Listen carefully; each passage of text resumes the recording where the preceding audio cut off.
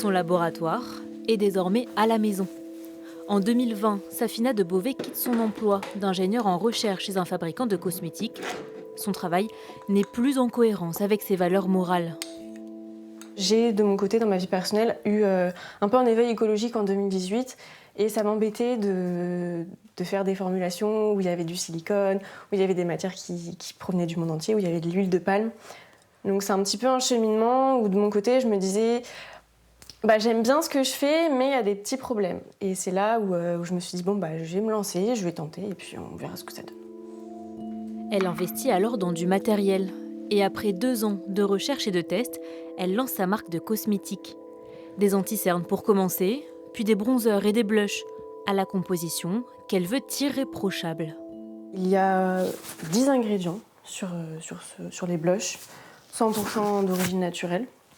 Et il y a 64% d'ingrédients qui sont d'origine biologique. C'est majoritairement à base d'olive, simplement parce qu'elle vient d'Espagne, pour éviter d'avoir un impact carbone qui est trop élevé. Une démarche qui s'accompagne de certaines contraintes. Forcément, c'est des pigments qui sont naturels, donc c'est plus compliqué. En sachant par exemple que pour le rouge, la majorité des pigments, même naturels, qui ont un vrai rouge, il y a de la cochenille dedans, c'est ce qui donne le rouge, et du coup c'est pas vegan. Donc moi, comme tous mes produits sont vegan, ça me limite le champ des rouges. Donc si je veux vraiment, par exemple, avoir un rouge à lèvres rouge, c'est pas possible. Des sacrifices qui lui permettent de commercialiser des formulations adaptées aux peaux les plus intolérantes, comme la sienne. Car Safina a souffert pendant plusieurs années d'eczéma. La chef d'entreprise a choisi d'appliquer son éthique jusqu'à l'emballage de ses produits qu'elle a voulu zéro déchet. Ils sont donc consignés. Pour moi, la consigne, c'était obligatoirement avoir du verre. Parce que même si à la base c'est plus coûteux à fabriquer, ça dure quand même plus longtemps. Et si jamais une personne le casse, elle peut le mettre au recyclage puisque le verre c'est recyclable à l'infini. Et je voulais absolument un capot bois pour les mêmes raisons que si jamais il arrive un moment où il est abîmé, et on peut le mettre au compost. Souvent il y a une opercule en plastique à l'intérieur et ils ne voulaient pas me l'enlever. Donc j'ai dû leur envoyer des produits pour qu'ils fassent des tests en interne, voir si c'était étanche, si ça n'allait pas couler, etc. Donc ça a été validé, donc ça c'était bien. Mais c'était un peu compliqué d'enlever cette opercule pour en avoir vraiment zéro plastique dans tous les produits.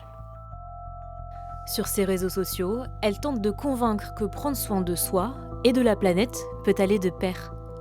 Un outil précieux, car si ces produits sont disponibles dans plusieurs points de vente physiques, c'est sur Internet qu'elle fait l'essentiel de son chiffre d'affaires. Grâce aux vidéos, notamment parce que ça permet d'atteindre des personnes qui ne nous suivent pas et également des personnes qui viennent d'Amiens par exemple. Et il y a beaucoup de solidarité de la part des Amiénois. Ils se disent ok, c'est une marque amiénoise, je vais tester. Même si on a des commandes un petit peu de partout en France, c'est quand même aussi en majorité Amiens. Pour le moment, Safina ne se rémunère pas avec cette activité, mais elle commence à dégager des bénéfices, ce qui lui permet de travailler sur le lancement prochain de nouveaux produits.